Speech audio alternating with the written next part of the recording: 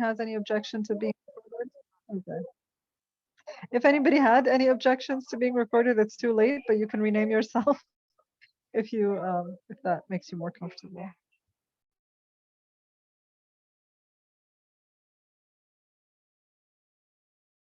Beautiful. Okay, welcome. And thanks, Maha. Thanks everyone who's working on organizing my fest. And it's exciting to be here among all of you. I'll be here. My name is Nariman Moustafa, and I work as a senior analyst with Open Development and Education. And I'm with my colleague, Taskeen. Taskeen, do you want to also introduce yourself? Hi, everyone. Yes, Taskeen here. Looking forward to sharing about coloniality and our decolonizing edtech work today. Yep. And I'm gonna give lots of credit to Taskeen for that. It's her PhD work and lots of work that she's been leading in different places. And it's fun and amazing and insightful to come on board of that work and to have this opportunity to experiment with presenting it in different places to different audiences and incorporate it into the different pieces of work that we're doing. Can we go next? Beautiful. So why are we all here? We can go next. I think I just really love to put intentions for why we're here together and what it is that we want to do. We'll be having 90 minutes together. And we're thinking we would love to share with you a bit about what this whole decolonizing edtech would mean for us, a few frameworks around that, a few reflections around injustices in edtech projects, and then some other conceptual framework around pitfalls in edtech designs. And then really most of that session is going to be interactive and us talking and speaking together and so on. And so there will be a time for breakout groups where we have an activity for all of you to actually put these kinds of concepts into, get your hands dirty, as we say, into an activity and apply it. And then we share back. I would love if everyone can put in the chat just, your name and where you're joining in from. I know it could be a good morning, good afternoon, or good evening. So if you can put your name, where you're coming from. And then next, I'd love to see Ahlan ya Alia. And then really just to bring people's voices in. We don't want to be only talking at ourselves. It's wonderful, the breadth of places, keep them coming. And why can't it must be super early for you? No, not really. Afternoon at this point. That's awesome. Great. Wa ahlan wa sahlan. Okay, so please keep them coming, where you're coming from and where you're logging in from. I would love to ask us to start with this question, which is, think about an edtech product that you have used. And what was this experience like? What was inspiring about this experience? I would definitely also love to see if there is any thoughts about anything inspirational from the perspective of it being related to any inclusivity or social justice, whatever these things mean for us. But also it's okay if it's not. Just think about an edtech product, what was inspiring about it. If you would want to unmute and share, that would be amazing. If not, I would also invite you to put it in the chat, but would love to have a couple of 2 or 3 shares, and please unmute and share. It's a very small group, so it's good to have a conversation.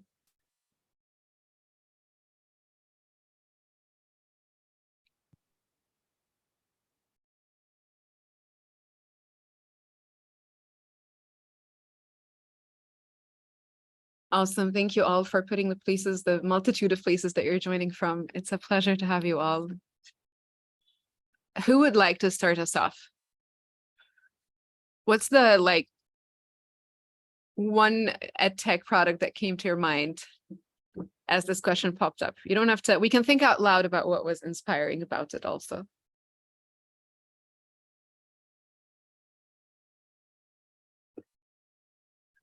Unless nothing is inspired. Maybe, you know what, there could be something where it raised the question for you.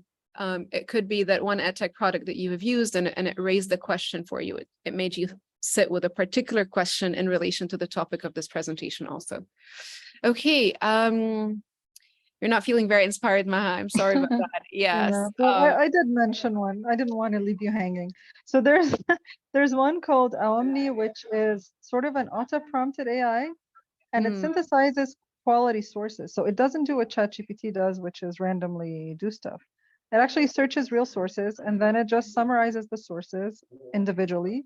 It shows you the steps of I found these sources. Here's a summary of each source, and here's a synthesis of if you read these 6 sources, this is what you'd get. And you look at it and you're like, so why does ChatGPT then make stuff up and not say where it got it from? Because it's so possible to say where you got things from, but someone somewhere in the design of something like ChatGPT decided not to do that. And so I like this one because it sort of contrasts with what we've accepted as, oh, that's what generative AI looks like, but it doesn't have to be. So. Yeah, very much so. Sarah, I'm reading about your online lab simulation, Labster, and trying high-tech experiments, simulation environment. Okay, so from your point of view, the inspiration part is about the affordability of the materials and the possibility of that simulations can allow materials to be affordable. Great, thanks also, Danielle. I actually like Duolingo too, Taskeen. Do you want to share something about why? Well, I don't know if you know, they have these little characters, and like one is a hijabi girl, and I don't know why I just love it. Like you think like, oh, I wouldn't care, and that's so like cheesy, but I actually quite like it, and like, you know, everything around it is about you know, learning languages, and they kind of embedded in like culture and language, not just words. So I like that. Yeah. Awesome. Sorry, I by mistake switched off my video. Any final shares in unmuting and bringing in your voice? I'm not sure. Most of the tools, when I'm thinking of most of the tools, didn't start off as being ed tech. They were, so like Ning, I loved Ning, and my students loved it because it was really easy for them to learn how to use. It was very similar to the way that Facebook was used, but then, and it was free. And then it became a commercial product. And then there was one of the first LMSs that I ever used, the learning management systems, was called, I can't remember it, Prometheus. I loved Prometheus. It could just be because it was way back when they were just beginning. So for me, I saw like all kinds of things. They had a lot of different ways that you could work with it, but then it was bought out by WebCT, I think is it, and then that was bought out by Blackboard, and then each time it became harder and harder to use. So for me, whenever I was looking for a tool, I was looking for something that was really easy for me to learn, that it was free, and that it didn't take up a lot of bandwidth, because a lot of my students are in rural areas and they don't have access to anything like visuals or movies or things like that. They can't access it. They need you know, much less bandwidth for it. So Awesome. Thanks, Virginia. And thanks everyone who shared on the chat. So I heard easy, accessible, maybe can provide materials that need a lot of money to be bought in real life. I heard cultural representation also, and authenticity of sources and richness of, yeah, like real search. Cool. Thanks all. Let's dive in with Taskeen a bit more into what is this whole decolonizing edtech about, and then we'll continue reflecting. Thanks, Nari. Oh, we can move to the next slide. So I think all of this is just really about like, you know, some provocations and some thoughts. So then when we unpack our activities a bit later, we can chat more. And I was so happy to actually come into the end of the last session, because it talked about so much of what we want to talk about, like assumptions and hidden curriculum and what is implicit in technology that we need to make explicit. So hoping all of those themes come out today. So I always like to start off like, it's, you know, I always find it awkward about like where to start. And I think like my own context is always the easiest. And so part of the inequalities I think we want to talk about today is like, you know, between the higher and lower socioeconomic groups and the multiple layers and disparities that exist out there. So within South Africa, where I'm from, there is this large disparity between rich and poor. And if you just move to the next slide, just over the past few years, when we look at like what happened during COVID and how access to technology really or lack thereof impacted so many things. And so I found myself like as someone working in the edtech space, unlike on the one hand, you know, in more global north countries, we're discussing things like proctoring systems and which video conferencing tool and online assessments and synchronous teachings and those sorts of things. And then on the other side, we were like, oh, kids aren't going to school. How are they accessing food or internet or devices or, you know, even access to electricity, which is really in the work that Nariman and I do, like a day-to-day thing. Like, how do we use EdTech if we don't even have electricity? So we talk about like, you know, always having to roll out something with a solar power bank or having to use EdTech just for teachers and not for learners. So there's just a really big disparity between things. So if you go into the next slide. So bringing that into the topic of coloniality and decoloniality, which is kind of the frame we're talking about today. We look at where these issues come from and not looking at them just as symptoms, but understanding where the root causes of them come from. So the idea of coloniality is that it's different from colonialism. And so Maldonado Torres's descriptions of this is just so great, right? He talks about coloniality as the long-standing patterns of power that emerged as a result of colonialism. So colonialism might have officially or formally ended in terms of, you know, rule and in that way, but it still defines in our culture, in our labor, in our relationships, you know, what we think is good practice, what is how it impacts our self-image, our aspirations, or our behaviors. So all of that is part of coloniality. And decoloniality comes in to look at dismantling these relationships of power and also these understandings of knowledge, like whose knowledge is better or right, or ways of knowing is better.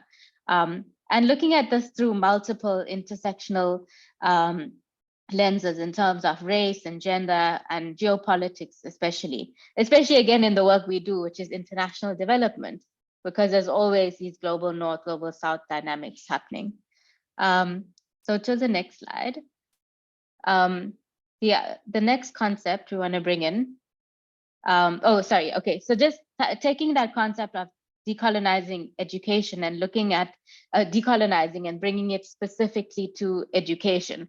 So what does that mean? Like when we try and focus on decolonizing education, leave tech out for now, what does that mean? Right? So it looks at reclaiming identities and languages and cultures and heritages, those sorts of things, and going beyond jargon that can like just talk about diversity or, you know, having, you know, just iconic representation, like I did say in Duolingo. That's why I laughed at myself, because I'm like, oh, I know it's just like, you know, trying to show everybody there, but you know, what is the deeper issues behind something, but really trying to dismantle those. Tokenistic, that's the word. Thank you, Nari. And then like just critiquing the Eurocentric prism. So the way that we always like look through a Eurocentric, or that they are the core, and then everybody else is, you know, the culture, right? But they don't really think about themselves as like a core or a culture.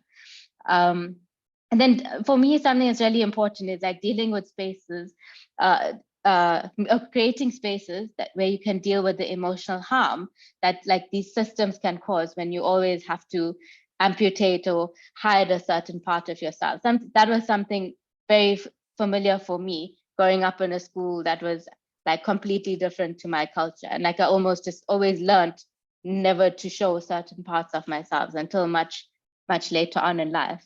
So creating these spaces for plurality of voices and experiences, and then also like from the critical pedagogy side of things, like looking at developing a critical consciousness so that people can come up and also be nurtured and raised to challenge education systems that might be try to conform them to certain ways of thinking. That amputate yourself is not particularly, it's not my word, it's from Diane Simmons. So yeah. Okay, next slide.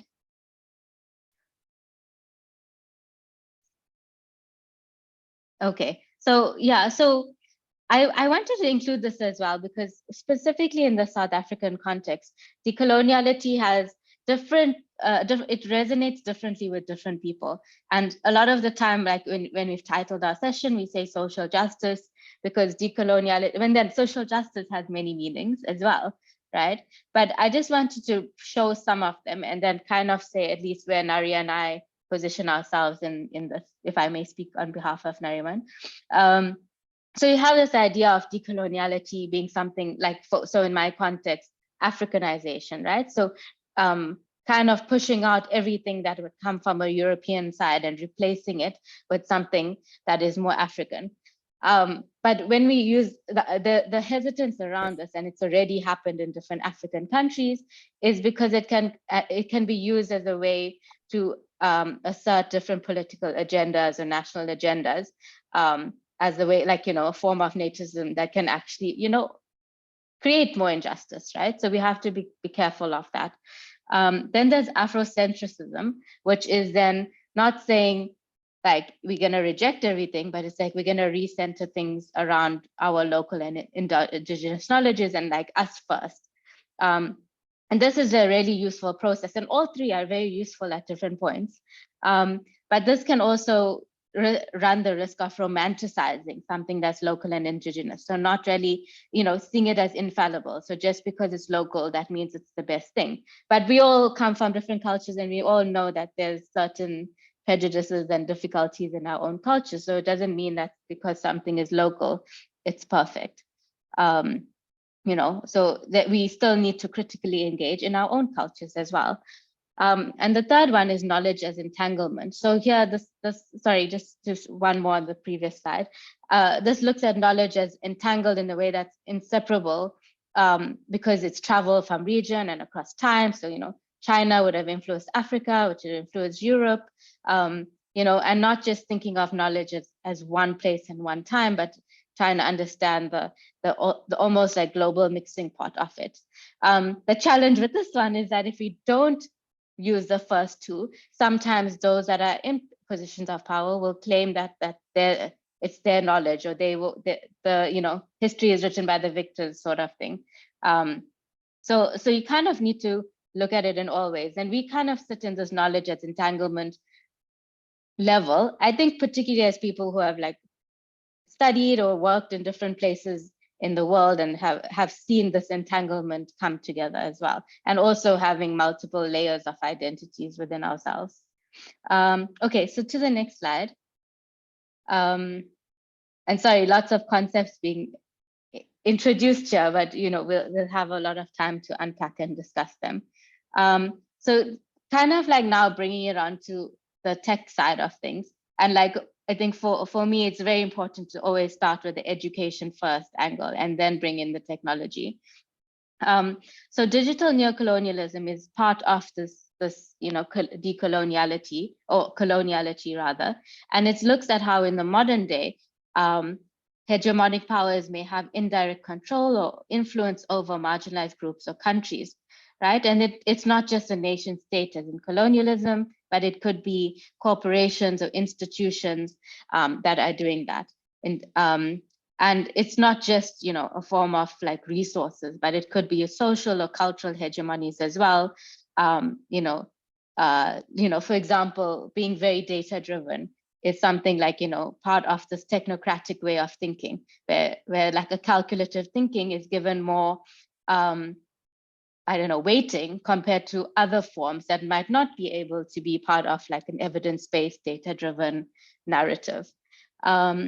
Yeah, so on to the next slide.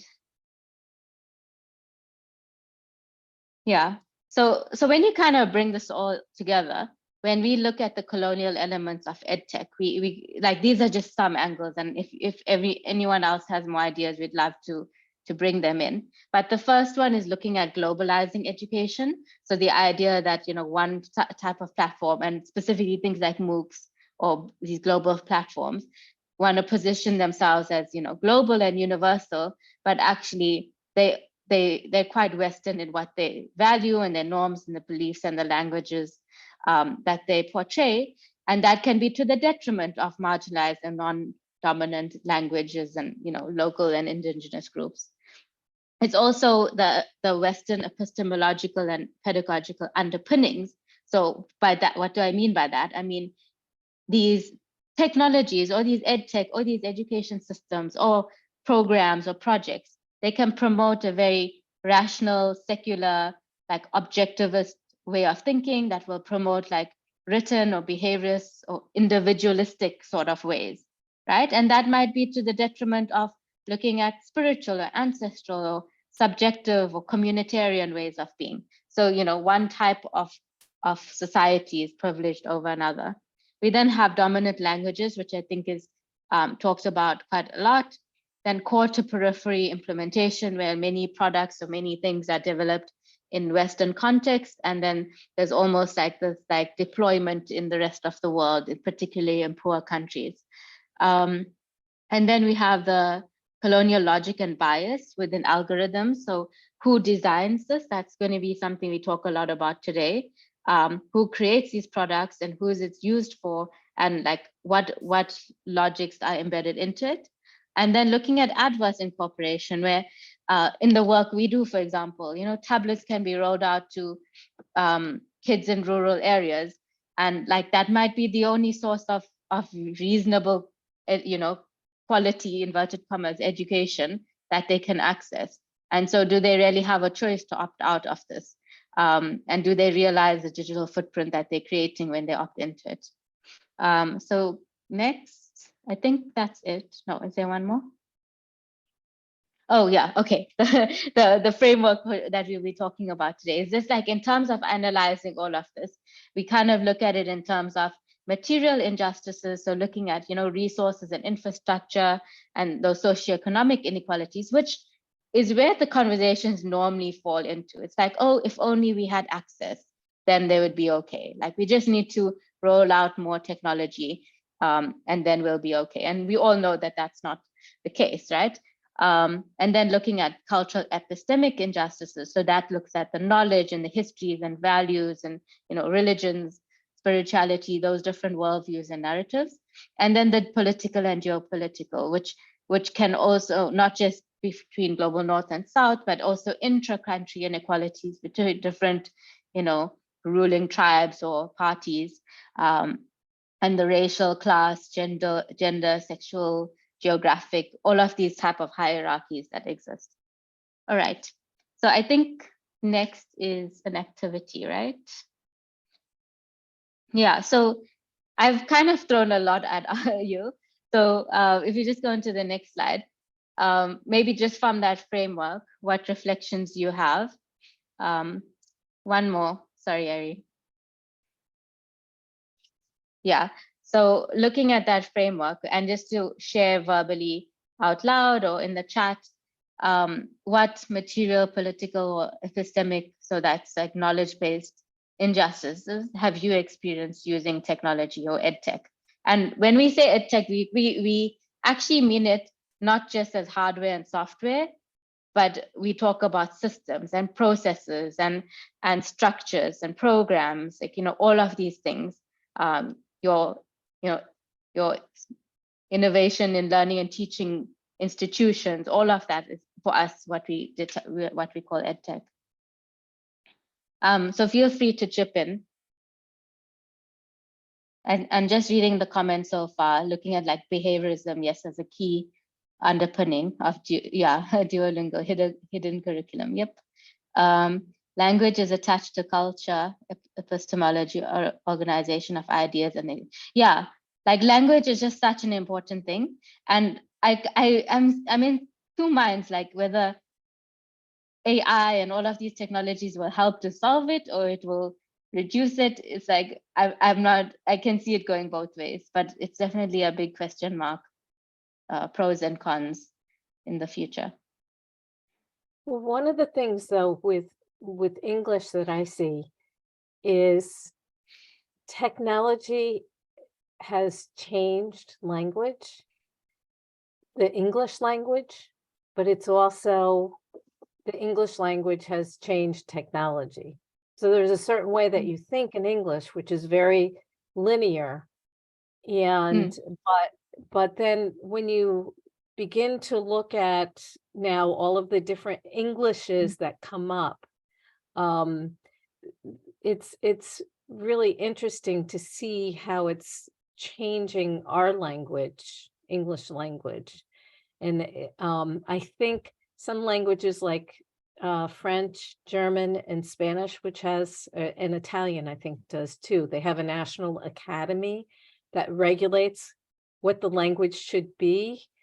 eh, They're fighting this losing battle of, like, French, I know for sure, where people actually will be, the French language is changing now that you have this connection to all these different types of French from around the world. And as much as they try to keep out the others and keep it as a standard language, it's fighting that battle, I think. Yeah, that's so critical. Nari, do you have any thoughts you want to share here? No, I'd love to hear more. Yeah. More. Danny, do you want to chip in? So technology often requires names. Yeah, so the characters of non-Western names, auto transcripts struggle with certain accents or words, terminology from other countries. That's so true. All of the things that are underlined in your document for things that are not, from a Eurocentric perspective. I mean, what about political and geopolitical injustices? Do you see that coming up as well?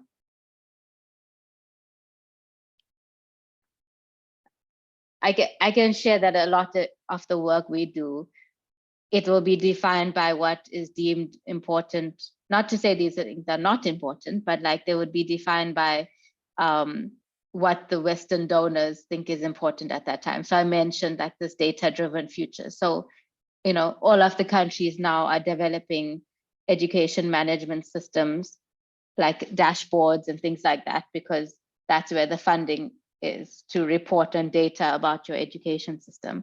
Again, it's not necessarily a bad thing, but why is it being done? Because that's what the donors want. Yeah. All right. Maybe we can, can someone else chip in before I move on? One more person.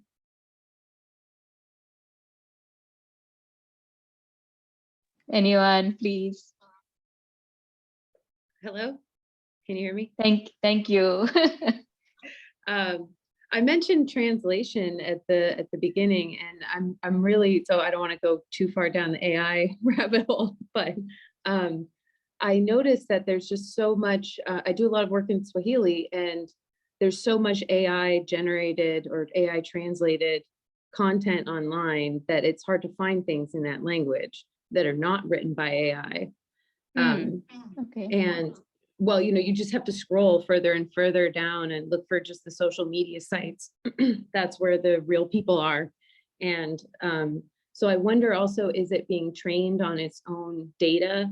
And that concerns me. Like, wouldn't it be tragic and ironic if all of our efforts to add more AI technology to these languages that have a small corpus actually was hurtful to the people that we're trying to build the corpus that we need to learn from the language correctly? I stumbled across a machine learning database that was being used on Hugging Face, which is an AI training site, and it's machine translated explicit content.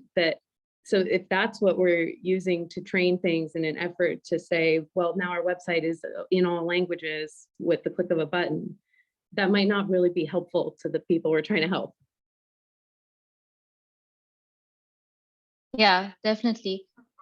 Just to add on to that point, and we've been discussing this in like our workplaces as well. It's like often like these language tools or AI tools, even ChatGPT type of things, they conform to a certain type of language structure, and it takes away your creativity and your nuance in the way you're writing. Because I write a report and it says, well, no, don't use that word, always use this word. And so like everybody now will always use this word. And yeah, it's kind of just standardizing everyone, like removing our creativity. And in the same way of these translation things, right? The nuance can get lost. Danielle, do you want to also chip in with your comment?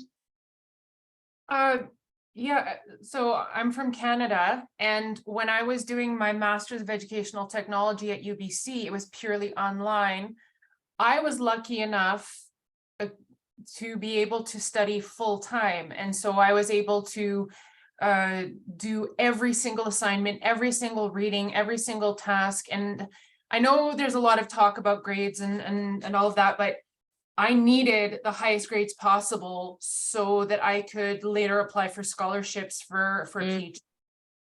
And so for me, the grades were quite important, and the grades were discussed a lot in the class. But I had that privilege that I could study full time and do all of the work. Whereas this idea of, oh, well, your courses are asynchronous, you can study one course at a time. So that was harder on people who were working full time, have a family, and have 1 or 2 hours in the evening. So yeah, they're taking the course, they're completing assignments, they're doing readings, but they had so much pressure on them. And a lot of them knew that they would not be able to get the full benefit of the courses as I did. And a lot of them knew that they would have to settle for C or B grades. And then you look at that and you say, okay, you're settling for lower grades. You might not be learning what you wanted to learn. And it's your quality of life. It's your free time. It's not your free time. It's devoted to professional development. Your family life suffers, maybe your health suffers. So this thing of lifelong learning, I mean, there's a way to do it, and there's a way that hurts people, and there's a way that helps people. Yeah, I completely agree. And a concept that comes to mind for this, like, is some of the narratives we've written between, like, consumeristic or capitalist cultures that like want to grow and grow and grow and build more skyscrapers, and like an Islamic concept of mizan, which is like balance, and striving to get the right balance, whether it's work-life balance or understanding that there's different sorts of things. Whereas I think we kind of in the dominant culture right now, it's always about striving to have the most. Like, you have to do all of this course and all of the things, which can be very stressful. Okay, Alia, you have a comment, so let's hear you before we move on. Yes, I was just going to add that sometimes it could be an issue related to accessibility. So for example, I used to, and from every now and then, I know it doesn't happen like every class, but in one of the previous courses I've worked with previous professors as a teaching assistant, we happened to have students with accessibility needs. And some of them were visually impaired, others had different types of, accessibility needs. And one of the tools, EdTech tools that were a bit challenging or were not fully accessible to such students was Padlet, for instance. So I feel that sometimes there is some form of injustice embedded in the classroom, but a lot of the times this can be resolved by simply asking students if we're not sure if some of the tools we use in class are fully accessible or not. It won't hurt if we just ask and double check, make sure that they're all on the same page with us, so that we try to reduce any possibilities of injustices within or outside the educational context too. 100%. I think we've also had similar challenges with like Miro that just needs too much, data to use. Virginia, you have your hand up. I can't move on. I'd rather take comments. Sorry, Nariman, don't chat with me. Sorry, I just wanted to also, something that was related to that was during the pandemic, many of my students, I had students that were homeless. I had students that were in households that were intergenerational, that they had they had to take care of their sisters and brothers during class time. And so when it came time for Zoom, they were embarrassed because others in the class would see who they were and where they lived. They'd see the chaos.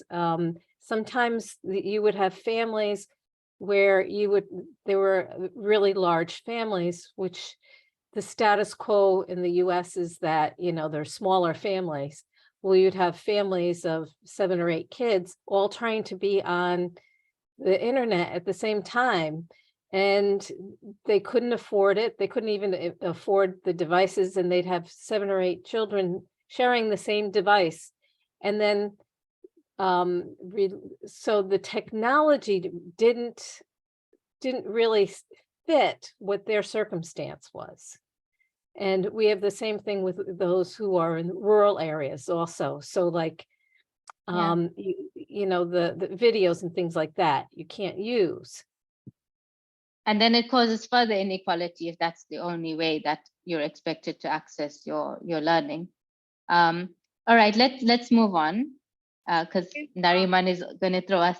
Yeah, No, go ahead. not at all, not at all. I'm going to take what's just being said right now, which is, I do have a relatively big family also, and we have loud voices, etc. I mean, I am in a quite alone place right now, but I definitely had a lot of these calls, especially during the pandemic and early times in the pandemic, where but then there's a question to ask about why. I mean, honestly, alhamdulillah, I've never really felt ashamed of it, but it's but there is something about that system that makes us ashamed of having a big family, or that I don't have or if I don't have an individual device, then I should be ashamed if I don't have an individual device or something like that.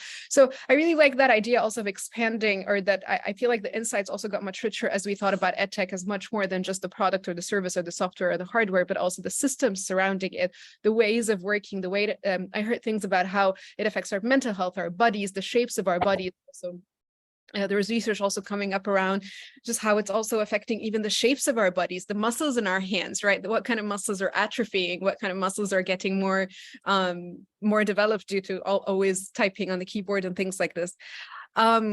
This is a super interesting discussion, and we're continuing it. And I'm going to run through something very quickly in a really short time, because it's actually much interesting to have a conversation.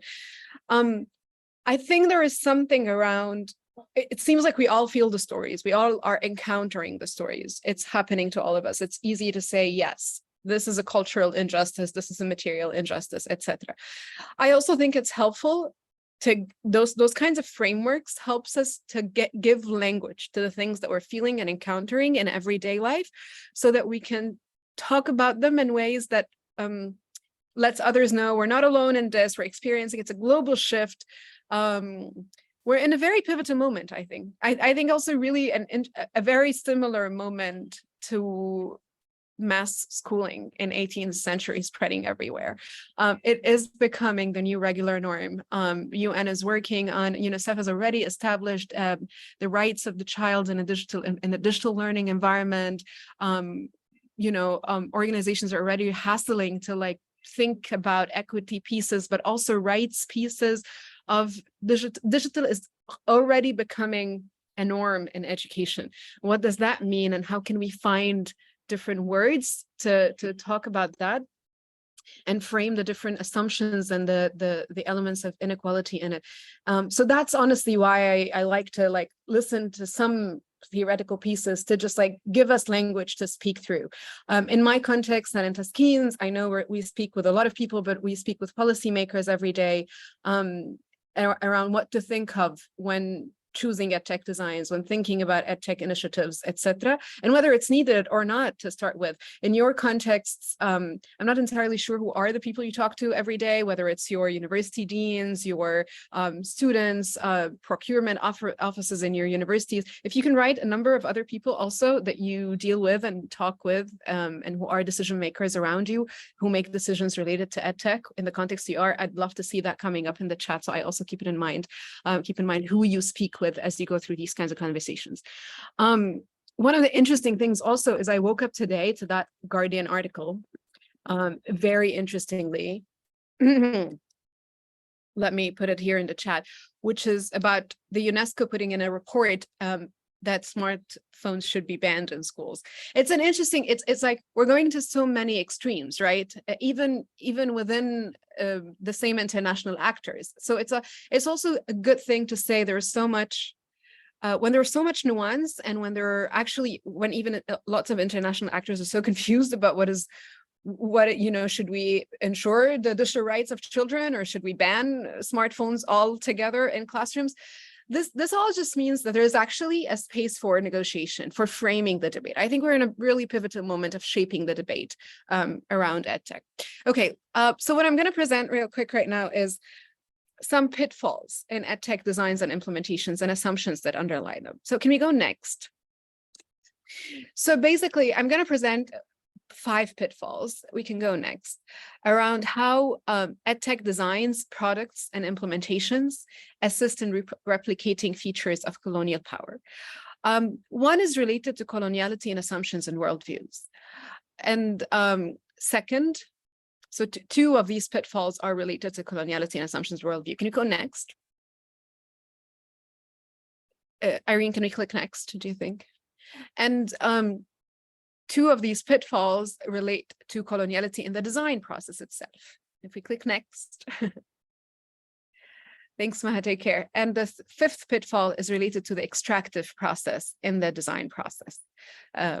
Okay, if we go next, for every pitfall, I'm basically going to share an assumption, a pitfall meaning like a faulty logic behind it and the consequence of that, and also share a question that we might bring to the table as we talk with the many people that we talk with. So there is this thought that technology is the key to fixing the broken education system. This is the new fix that's going to bring about the next revolution in education. And the assumption is that if we invest more in hardware and software, we can rescue education from crisis.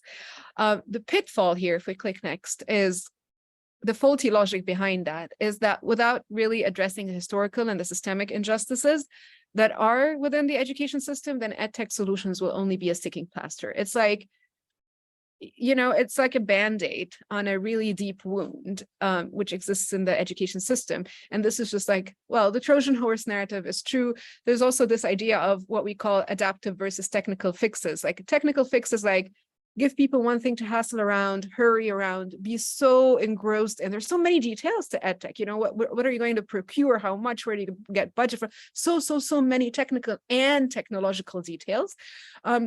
That then we forget to ask about the questions about who's actually learning, what kind of future does it look like, what is learning for, what values are in there, you know, et cetera, et cetera. So we forget asking about the real question. So that's one of the consequences. We can click next. Some of those other consequences is that, yeah, it becomes a shiny solution and we forget to focus on any underlying systemic issues.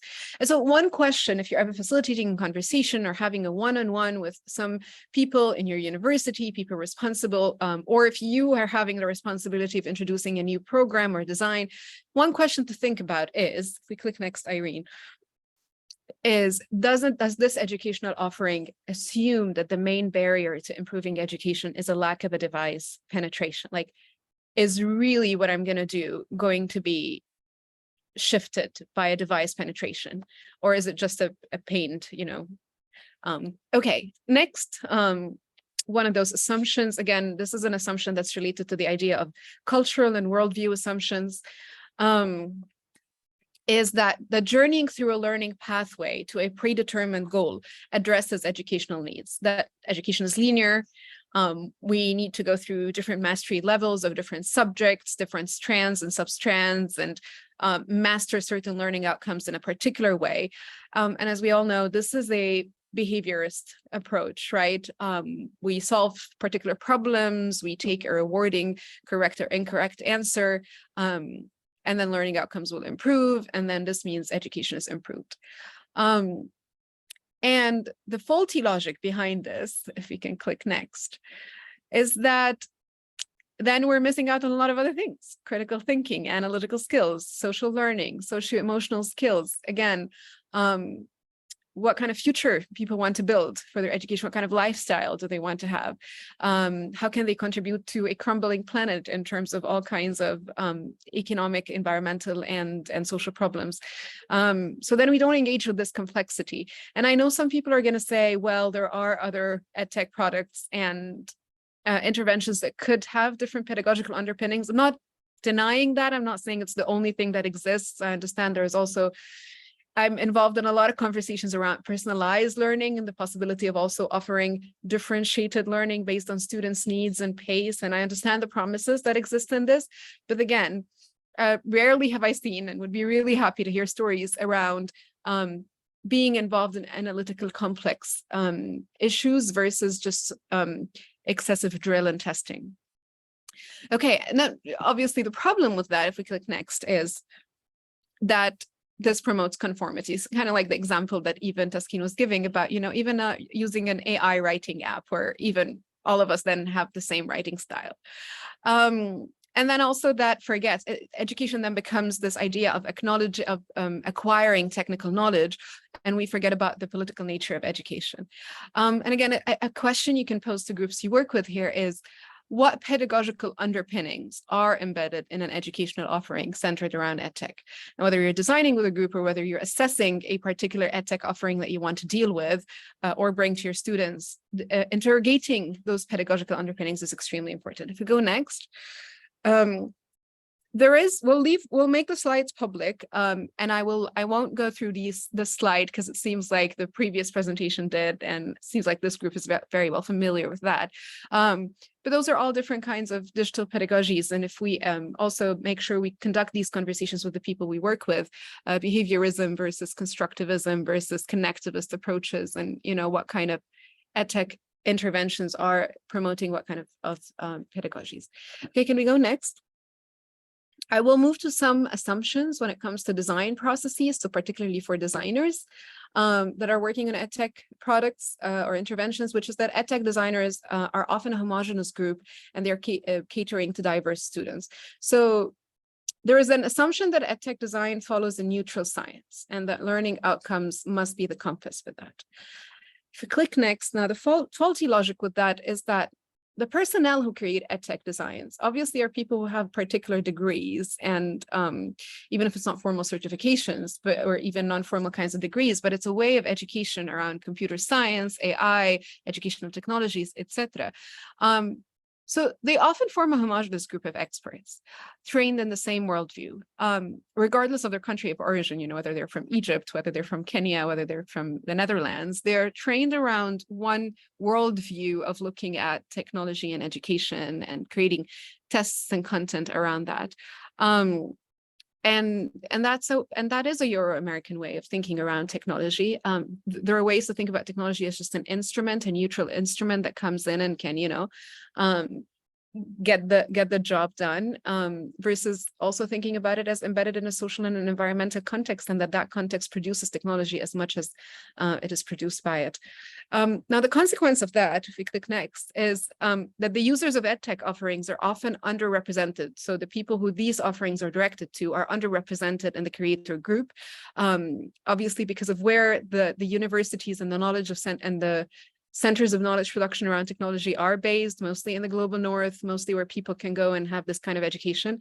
And so there is very little places where actual mass users of all of this technology in and around the world, they're going to be not very much represented among this homogeneous group of curators. Okay, the question that we can have here is, do designers or implementers engage the users in product conceptualization, design, and development beyond just user testing, again, using users as a laboratory for testing? Okay, next, I'm going to wrap up real quick. One is around the algorithms. And again, this comes into the design process. And I think the conversation went into this place already, that EdTech is not a neutral process, is not a neutral product. And the faulty logic behind thinking that it's a neutral product, if we click next, is that, I never know how to say this word, proprietary software exists, right? So the key stakeholders who deliver and experience these products do not get to see how the software learns and adapts. There is really a black box for AI, right? And for machine learning that we never really fully understand, and is never really transparent around how it learns, what data it captures fully, and what kind of biases is perpetuated in that.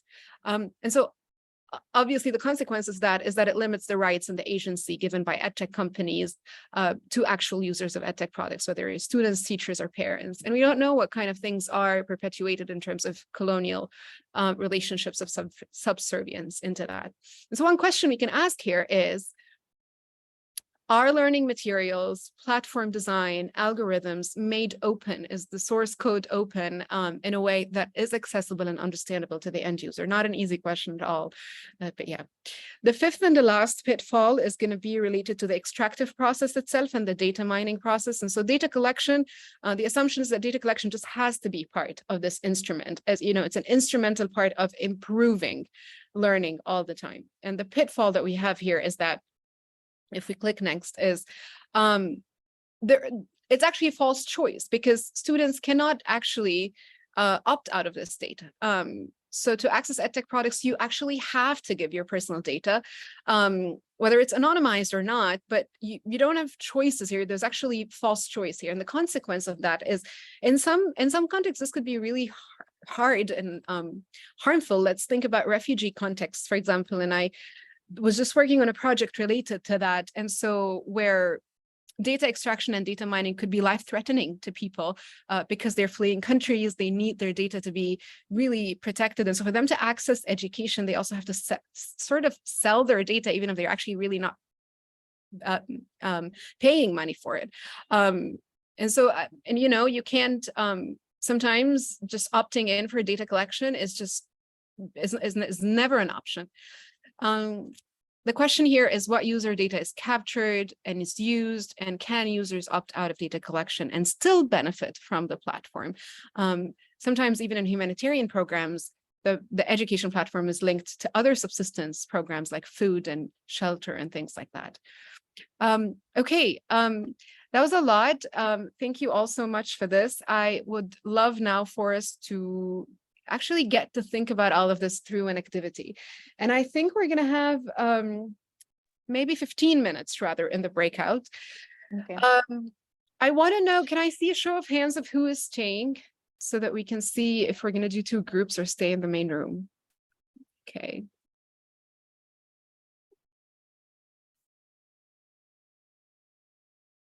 See Danielle. Yeah, are other people staying? Because otherwise, if you're not, we could, okay, I see two hands. Okay, do you mean staying in the main room Staying in the or session. staying in the session? Okay. Staying In the session. Yeah. Because I see some people. Yeah, but perhaps let's just stay all together, because I think maybe, you know, not everyone is chatty, so. Exactly. Okay. So we can still have the slides, Irene.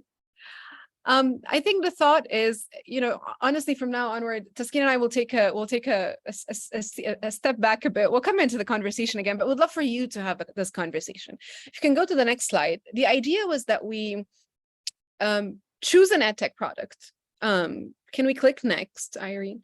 Yeah, so the idea was that we take 20 minutes. No, if we can go to the one before, that would be amazing. So the idea would be that we can, you have no access to the slides, but I am going to give you right now a Jamboard link that we can use that can, and thanks Sumut for reminding us. Yeah, I beat you. Thank you, appreciate it. Okay, awesome. So basically what we can think about is we want to choose a type of EdTech to redesign, thinking about all these things that we were talking about, thinking about these pitfalls, these design sort of thoughts and injustices that Taskeen shared. So it could be a learning management system like Moodle, it could be a MOOC like Coursera, it could be an online conference like MyFest, exactly. It could be an online proctoring like ProctorU, AI like ChatGPT, or a learning app like Duolingo, whatever you want. We'll choose something basically. We'll start from there. And then we're going to have 3 prompt questions on the Jamboard on rethinking and redesigning that very particular product when it comes to assumptions and worldviews, when it comes to design, and when it comes to extractive processes and injustices. So we'll brainstorm, and then finally we'll just come up with a number of guidelines based on these 3 questions in this brainstorming. There is a general guideline of spending about 7 minutes per question, but it's okay if we need more time on every question, that's fine. I would love to have a note taker if somebody has access to the Jamboard and is actually on their computer and can write, that would be awesome. And if, then if everyone can write, actually, I mean, we can have an official note taker, but everyone feel free to absolutely. write straight in there. Yeah. Yeah. And then Irene, we can start then sharing the Jamboard itself. Yeah, I was going to ask that. Yes. Thank Sure. you so much. I really appreciate it. Okay, team, I really would love to, as much as possible, take a backseat in this, but the floor is open. Let's start by what kind of product do you want to choose? Or whether it's a product or a system or an event like this, or yeah.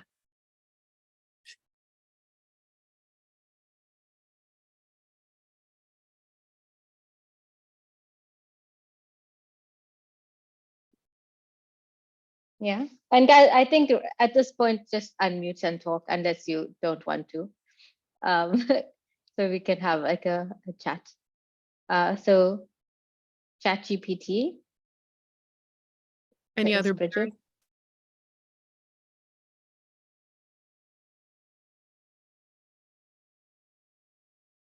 Any other options? So you can just go to slide 2 now, Irene.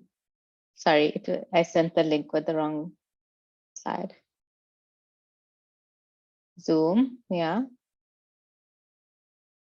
So Irene, you can just go click the left arrow. You're on the right page. It's just clicking, yeah, there.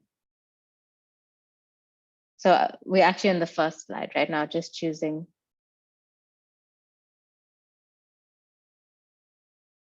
Discussion boards. Yeah, I think we would want to choose a specific platform, right? So we understand it. Irene, could you go to the first slide? So 1 of 10.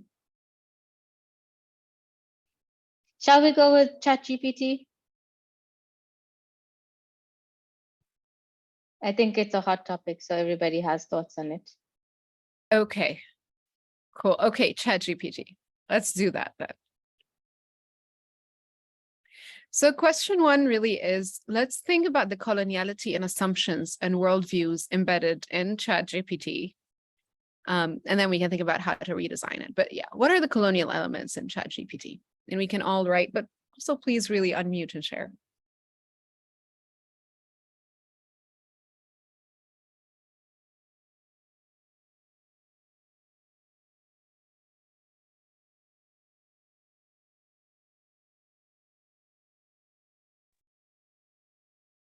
So Yeah, I discovered something. I discovered something interesting about OpenAI's pricing, that it costs almost twice as much to process and to generate non-English text. And this is due to the way that it segments and counts tokens. So when it has more of a corpus in one language than another, and also some languages are really efficient at packing a lot of words into a few characters, but on a per character basis, it's much more expensive for non-English.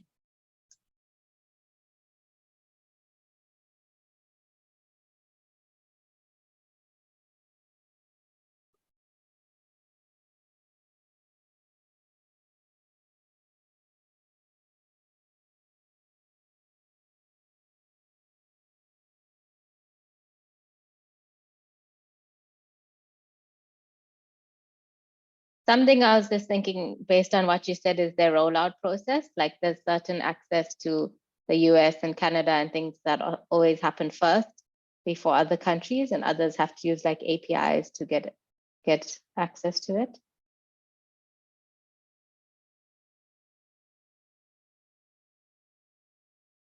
I mean, what about thinking like what sources they decide to use, like whose sources?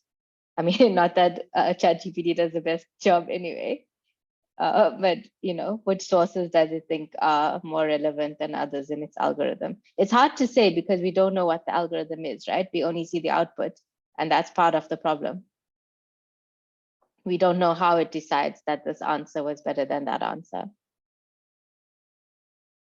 And something that sort of feeds what Taskeen just said is that, well, it's the thinking that goes into those choices. And I think the assumption is that whoever is either developing codes and systems for ChatGPT to function, whoever's either developing them or designing them, planning them, are generally upper class, white, privileged men.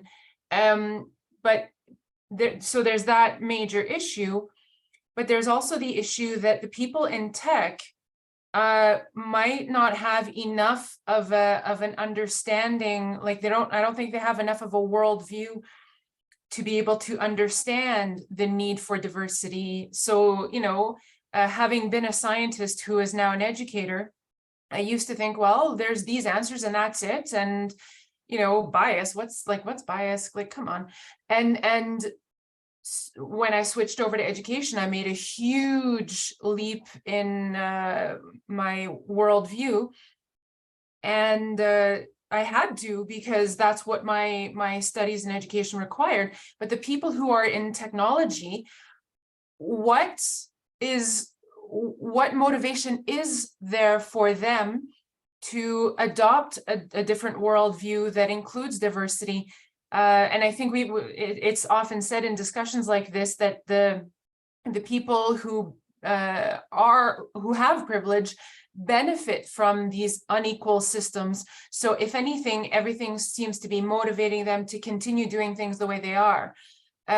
So yeah, it's their position as likely white, educated, high social status men who are studying these things, but it's also their tech point of view that is designed to be non-inclusive that I think shapes things.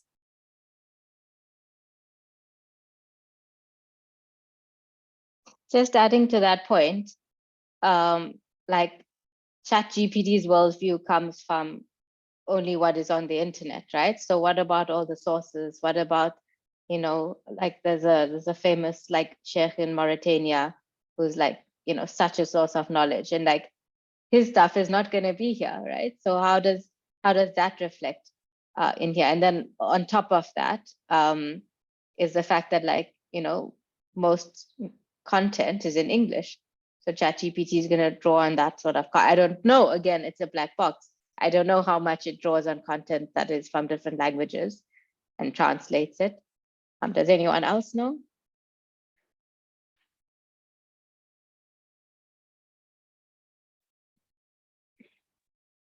I think it pulls from, it's looking for, it doesn't really see its own corpus. It's not like it can look back at something that it read before and check, which is why it gets things wrong, even though the right fact was in there. But it does have a corpus, and I noticed that if you get it to produce text in a language, it's very different than if you get it to, if you translate that text after it produced it in English. So I tried, for example, doing a recipe for a traditional Italian dish and having it give me that recipe in English and then in Italian. And the Italian version contained like extra steps and was longer and more authentic than the English recipe, which was shortened and used, measurements that I would understand. And so if we're thinking, even if we had an English speaking audience, there might be a reason to generate the text in another language because it's more able to pull on different knowledge. So are you saying you would generate it in Italian and then translate it to English to get the full depth of it?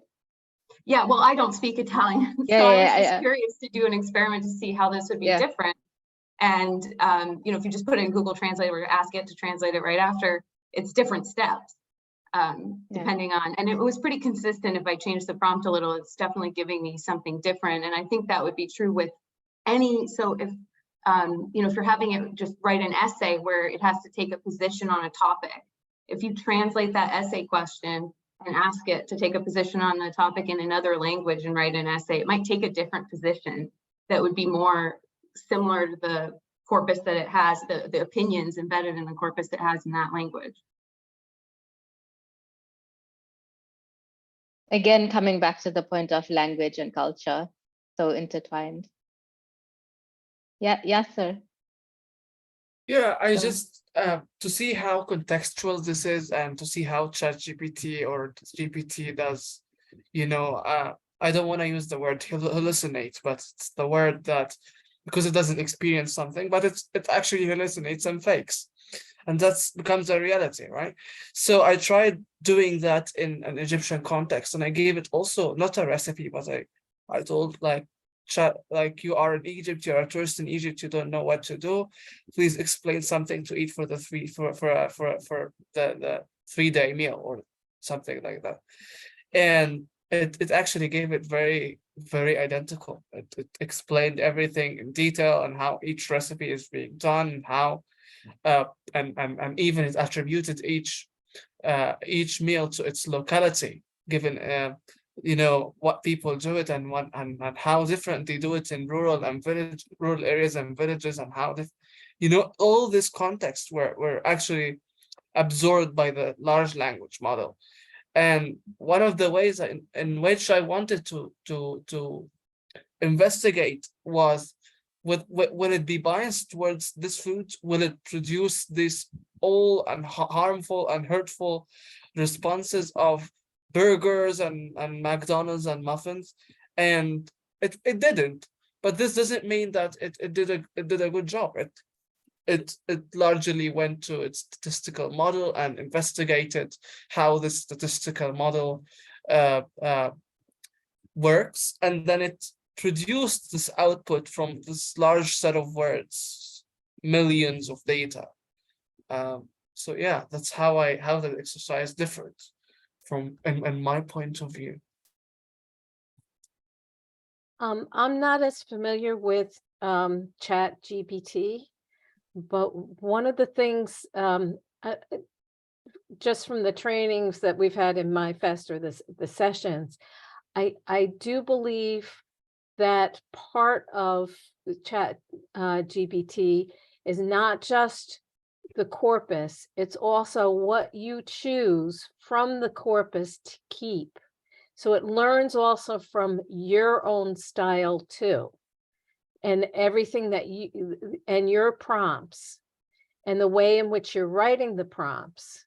So it's very, in one way, it's very individualistic, but in another way, it really limits based on, and I just know from Google searches, I had the same problem. After a while, it's only giving me what I want.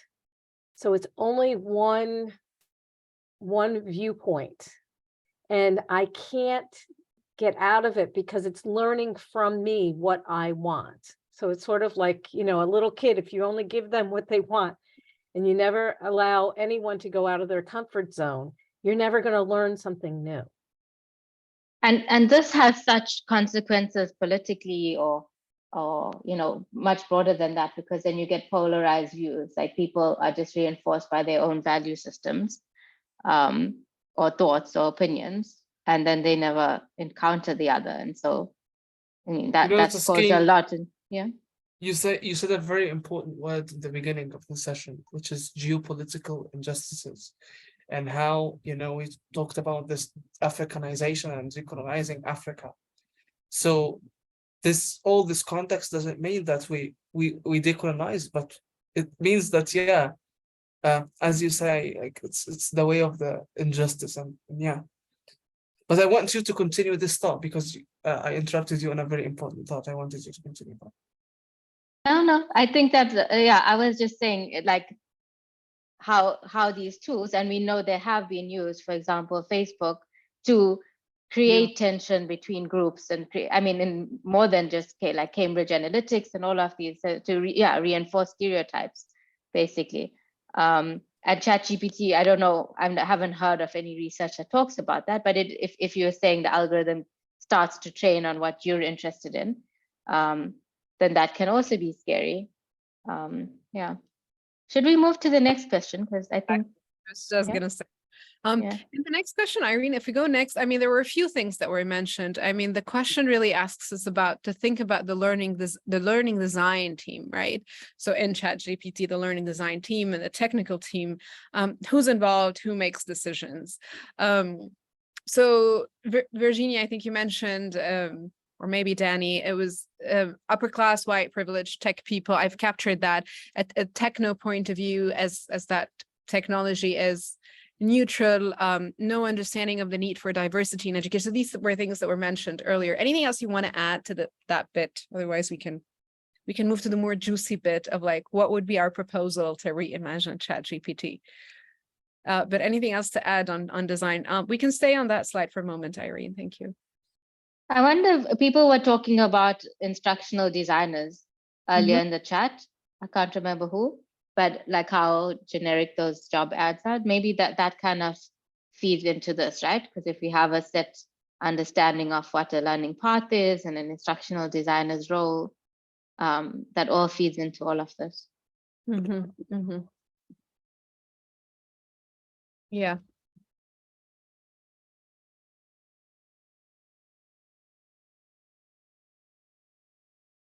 I don't know if we said this in the previous slide, but like everybody is like in ChatGPT, it's designed in the West. It's designed in a Silicon Valley sort of narrative, right? So who really is included in this process?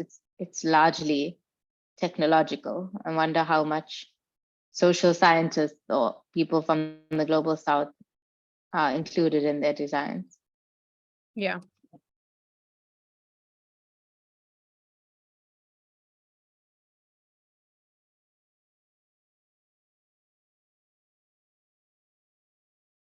Okay, team. I also see other people adding things like the one way of learning or the no room for mistakes. I'm imagining these as the sort of epistemological stances that inform the app. I mean, if anybody wants to expand on how they see this applied through ChatGPT, go ahead.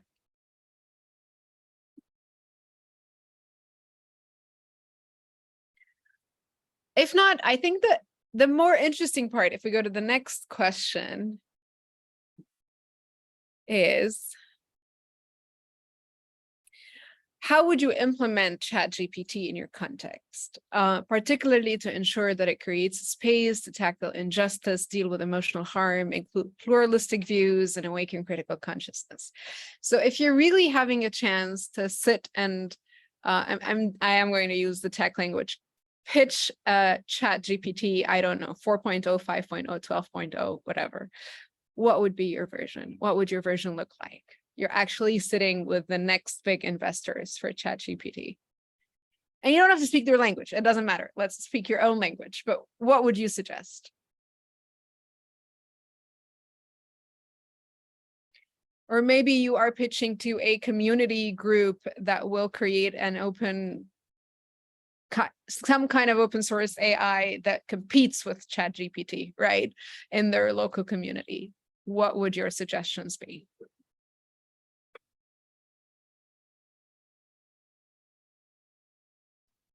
Maybe different data policies for users, different privacy policies. Is there a way, like you said, what is the assumption about that? Of course, we have to use your data to improve it all the time. So, so then what, like you're collecting the profile of every learner or user, let's say, and then you're dealing with these data in different buckets in different ways. Yeah, I mean, I think there's nothing, it's hard to turn down the opportunity to have lots more training data, but you know, it's not built in that it has to be retraining on everything that we give it. You know, so there was, I heard discussion about, can we paste student writing into it? Well, no, because their policies are really bad. But if we were going to create a competitor, maybe something with either better policies, or if it was an open source project, then you can deploy it with whatever policies you want.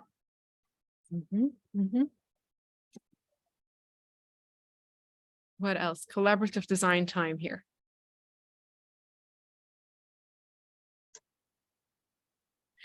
I see somebody wrote have a broader corpus. Can you explain more? Where will be the sources of your corpus? Where and if you're not learning from the users but outside of the program, where are you learning from? I know these are not easy questions, but also they're exciting to think about. So the corpus would not necessarily be, usually what happens is they go out, they go on the internet, they pull up the corpus. It's usually documents that are, for example, I had heard in one of these presentations that a lot of the corpus they feel was taken from the trial of Enron, which was back in the 1990s. And that means that it was legal, that it was, again, Southern white men who were, so instead of doing that, look for different areas. I know people who are in corpus linguistics have done a lot of work at developing different types of corpuses that are out there. They can be from newspapers, they can be other written. What I was thinking was, I know that there's a lot of underground documents that are used by minority groups because they don't want mainstream to get a hold of them. You know, there are certain, it's a risk. So if there was some way that they could anonymously find those documents, you might have a better representation of people who are in these different groups that maybe don't want to have their names associated to what they're writing, but it would give you a better idea of different types of writing. Well, I see also Samud was raising hand, so. yeah. Please jump in, yeah.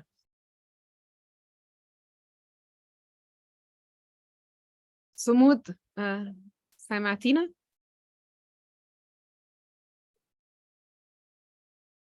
Okay, maybe until she comes back. And if you're muted if you're trying to speak. If you can hear us, go ahead. If not, you can also put it in the chat.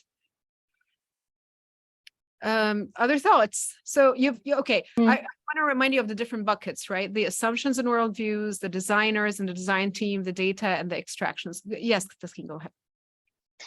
No, as I was just thinking, as others were talking about the data, it would be nice, like, and other platforms do it, to show you like the metadata of that result, like, oh, I got this from 20 sources or something like that, or and like the most obvious thing, like put in your real reference list for this. So I think those are obvious things that people say all the time, but in terms of the including pluralistic views, it would be nice for, and I think if you asked it, it does do this already, but like, you know, if you ask a definition or something, like adding the multiple layers of what that thing could be from different perspectives or viewpoints. I think that would be nice if it was like almost inbuilt into that. Well, wasn't it the case that Creative Commons originally was intended to be a global thing? And then I guess somewhere along the way, people realized, no, the Creative Commons licenses kind of needed to be adapted to each country. So now each country has its own Creative Commons thing. You've got New Zealand, where luckily, very luckily, the woman in charge there, she is extremely inclusive, and she has Maori indigenous people involved directly for designing. They're not an afterthought. They are a part of the original design of how they are offering support regarding Creative Commons in New Zealand. And so yeah, I wonder if that kind of thing is needed, because otherwise we get this one melting pot of ChatGPT, which provides perhaps a gray-brown uniform version of things. I love that. I also really love the comment that came just right now on the Jamboard around asking that it almost just, as it produces something, it also asks you to check bias in it. So like the human AI interaction where humans also feed back. So that the learning is also with intentional questions around biases. I also wonder if there are reimaginations or thoughts that you have around this idea of widening the team, widening the decision maker pool. That idea of checking the biases, and also the regional ChatGPTs almost widens the decision making pool also. But any thoughts around or proposals around widening the design team or Okay. the perspectives of the design team? لا لا خلاص ده مش شغل ده بحضره كده يعني. ممكن can we yeah cool. I just had a thought. If we look at like Wikipedia versus ChatGPT, like, okay, Wikipedia has its own problems, right? And we know that it's still, you know, predominantly male and global north and things like that. But there is this thing of like people come in and they were like, oh no, that's not actually right, and I want to add to it. But with ChatGPT, you can't actually do that. So I like that previous thought about like having that feedback loop. So the next time it answers somebody else, actually maybe it thinks about this other point that it may have. So almost incorporating that element that Wikipedia has, that it's a co-created result. Yeah, interestingly, OpenAI, when you send it allows you to send feedback, thumbs up, thumbs down, which they use for training, but you don't actually have access to that, to your own history for training. One other thought about the corpus, I think there's a distinction between corpus and context. And so you can give it a prompt like, here's a paragraph from a book. Use this paragraph to answer the following question. If the answer is not in that paragraph, just say, I don't know. So that's giving it context and telling it to stick to its source. And something, there's packages you can, there's some, you know, apps that use something like this. You can look at LangChain if you're interested in the context-based approach. The corpus, it really has no transparency into its own corpus. And I think I maybe this will spark some debate, but to defend for a moment the word hallucinate, I think that it's a good metaphor because first of all, if we're thinking about GPT's personality, I think Jonathan Ford said yesterday, mansplaining as a service, and it really does have that personality. It's a little bit from Wikipedia. I think that Wikipedia is a big part of its training corpus, and it tends to have this authoritative, what is such and such? It is an author from North America, born in, it kind of has that tone of a Wikipedia article, and it's very authoritative, even when it's making stuff up. And it's almost like it's only seen half of Wikipedia, the half that's very authoritative, and but not the long discussion about figuring out those facts, and that they're still under debate. It leaves out that part. And I think that if we say other words that use agency but not hallucinate, like it's making stuff up or it's lying, the problem with that is that we then tend to think of prompt engineering as telling it not to lie. And it's really ineffective in my experience if you just say in the system prompt or in the message, give me only accurate information, because it actually, to the extent we can use it metaphorically, it thinks it's right. Arrogant AI. Yeah. All right. We have 3 minutes left, and I thought we'll just start wrapping up. I hope this was a thought-provoking exercise to think about all of these different elements. I don't know. I think some of you are in instructional design or learning design teams, or just, you know, someone creating something in your own for your own students or in your own PhD work. So I'm hoping that this is useful. Irene, could you go back to the slide deck? I just wanted to share some resources, and I will update the share settings and share the slide deck, or I'll get it emailed to all of you. But I just wanted to go to the last two slides, if you just move on. So on this topic of decolonizing EdTech, we've done quite a few things now, and I'm really excited about it because I think we've developed a lot. Like, it's a growing, you know, school of thought and discourse.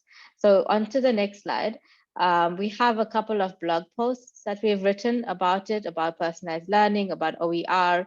A lot of people, like within the MyFest community, have also looked to have like critical perspectives, like open at the margins, those sorts of things. So you can welcome to look at our blogs. We also created a Zotero library for this Decolonizing EdTech, which is alive. So people, you know, can add in new resources as they come. And then Yeah, so a previous My First slide deck on ethics, equity, epistemology, and power. And then just on to the next slide. The two things that I'm probably most excited about is like the special issue we're running right now. I think Nari, if you can put it in the chat. Yeah, we have a special issue on decolonizing edtech and the whole, like, we're really trying to do research differently while acknowledging that, like, putting it into a journal article is quite problematic in itself. But having a special issue on decolonizing edtech, and then alongside that, alongside the special issue, there's a whole lot of writing workshops that we've been using to introduce different methodologies or different conceptual frameworks that you could use, as well as looking at positionality of researchers and, you know, where you get your data from and the ethics behind it. And with that, I think we can wrap up. I do have some resources and links at the end, so when you get the slide deck, you'll be able to see all of that. Yeah, I guess that's, thank you from Nari and I. Hope this was beneficial to you. Hope you enjoyed it. And feel free to reach out to us anytime. Yeah, we love talking about this, so we could go on all night. Thank you so much, everyone. This was so insightful for both of you. It was really enriching, and the discussion was also exciting to open up the talks on EdTech and how we can decolonize them. And then we branched out to talk about ChatGPT. So this was really insightful. Thank you so much for this great session. Thanks for inviting. Really appreciate it. Looking forward